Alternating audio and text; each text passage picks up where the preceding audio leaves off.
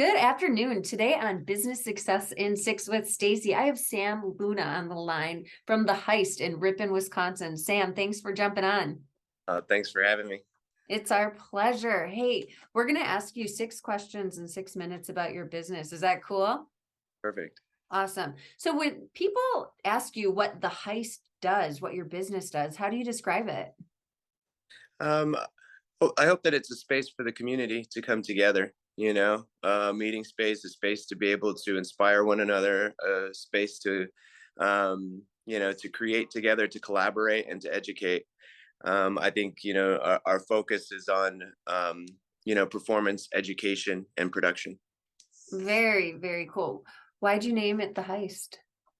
Well, it's a historic bank, and I think there's so many underutilized spaces, just in like downtowns here in Wisconsin alone, and I wanted to be able to use it as an opportunity as like the idea of a takeover of a space and the way that we might imagine space, is turned into a fine dining restaurant, which was a beautiful thing. But so many spaces, especially with the size of this one, I like to see it be used by multiple people, instead of just one business idea. Why not have several, and why not open it up and have it be as much use to the community as possible. Very neat. So what were your plans when you started the Heist and how have they changed?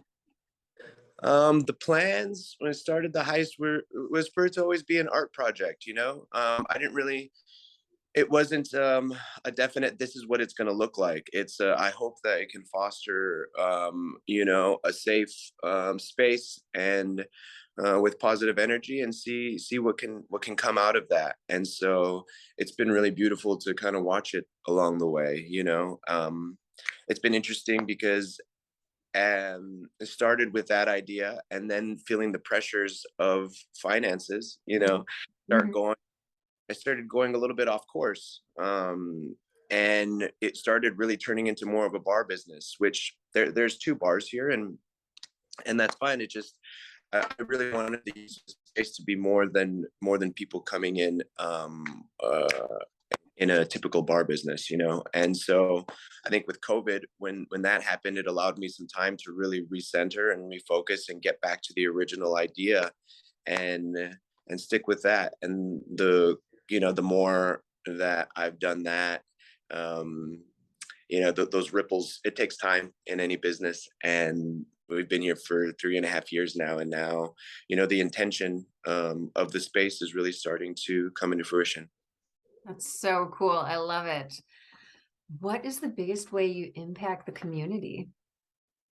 Um, Hopefully it's providing a space that isn't like any other, a space where people can come in and enjoy really quality music, art, and conversation. I think, at the end of the day, I think the biggest part of this is to hopefully show people that we all can live in a creative world, and we are and that each of us are creative in our own way. And it's just being able to um help inspire that in one another. And hopefully that's what people can take away from this, is that as they walk in here, that they're a part of the art world as well.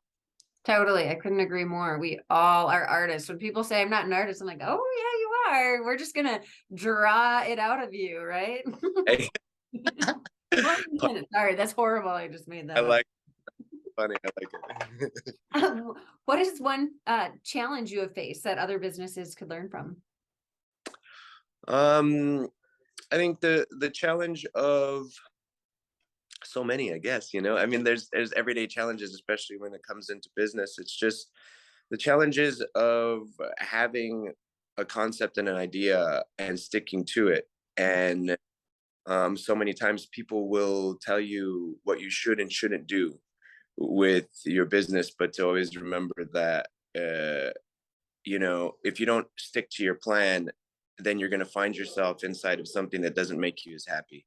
And Mm. when you're happy, that will, you know, that that moves forward, and people can see that, and that genuinely affects your business. And I think the happier you are, the closer you stick to what your intentions are and what you want to be, how you want to be able to service your community, then, some really beautiful things can happen.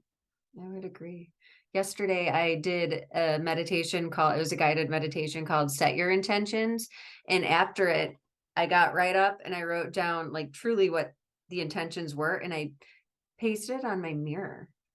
Perfect. So yeah, definitely sticking with that. And yeah, we're going to have to pivot, which is a word that's used in business because of COVID, because of different circumstances that come our way. But if you truly go back to your why, that is something that we talk about a lot in Action Coach. If you go back to your why, you're going to find that centeredness. So that's beautiful. Thank you for that advice. What does the future look like to you? And do you have an exit plan? Yeah. The future, it looks, I always approach things not without expectation, with more hope. And I hope it just continues to grow. And I hope I continue to be able to be a participant in the idea of the space that started here. And it really is just about learning how to better build community and how to better build a sustainable community. And really working on building a strong creative economy. And I think that's really what I look forward to. And I look forward to learning from all the people that come in, and I'm learning from the experience of that. And as far as an exit plan, I think my exit plan is, I'm excited to be more of an observer and a participant in this project. And I think, for me, I just wanted to make sure to set intention and to put as much love as I could into it. And but knowing when to step back. And now if it's a project about collaboration, then it's time to now let people come in and collaborate, and to allow them to really make this project into something way more beautiful than I could do on my own. Cool. We were talking before we pressed record here, and there's a mural behind you. Do you want to share a little bit about that and how there's collaboration there? Yeah. So there's we do artist residencies here as well. I think, I just really believe that quality music and art and cultural experience should not only be for large city centers. And I believe that, rural areas, a lot of the artists and a lot of the creatives are coming from rural areas, but the opportunities aren't there for them. So they're leaving the larger city centers in much more difficult circumstances, and which can really challenge creativity. And so my idea was just to bring creatives with different experience, and being able to allow the local community to come in and do workshops and learn from them and just get into conversation with them. So I think one of the things for me in traveling and meeting other people, that was really what helped open my mind, and from a very narrow way of thinking. And wanted to be able to provide opportunity for people to learn from each other. So Thomas Moberg is an artist out of Wausau, and is currently living in Iowa, creating work out there. His mother had a jewelry shop in downtown Wausau for many years, and his father is a host on Wisconsin Public Radio, Mr. Moberg, who passed recently. And so Thomas has come in and has been working on this painting for the last year. And he just left just yesterday, actually. He was spent another weekend here, and just continuing to work on it. And yeah, beautiful artist, musician, and jeweler as well.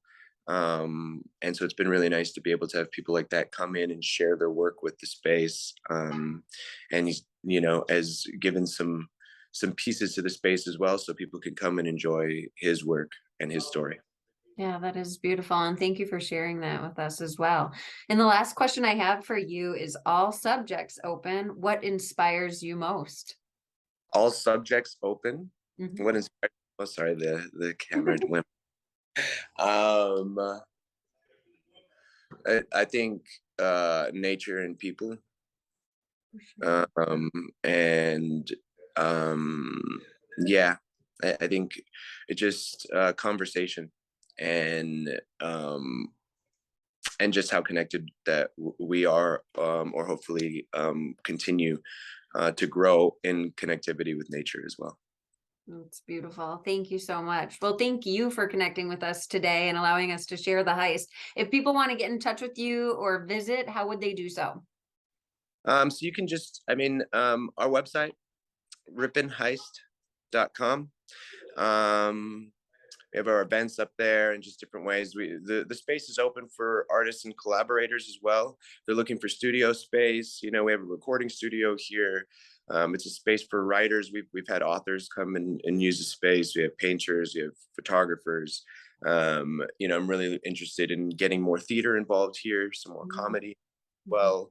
Um, any of those kind of workshops, and always open to ideas on how to utilize the space. You know, and what different um, you know, sections of the community might not have a space to be able to you know, to come together. Well, that's what, you know, I think the growth of this is about, is like learning new ways to be able to use the space. So you can find us online there, or on any of our socials at Rip and Heist. Cool. Thank you so much for joining me today. It's been great. Thank you for talking. Appreciate you. Absolutely. You too. Take care.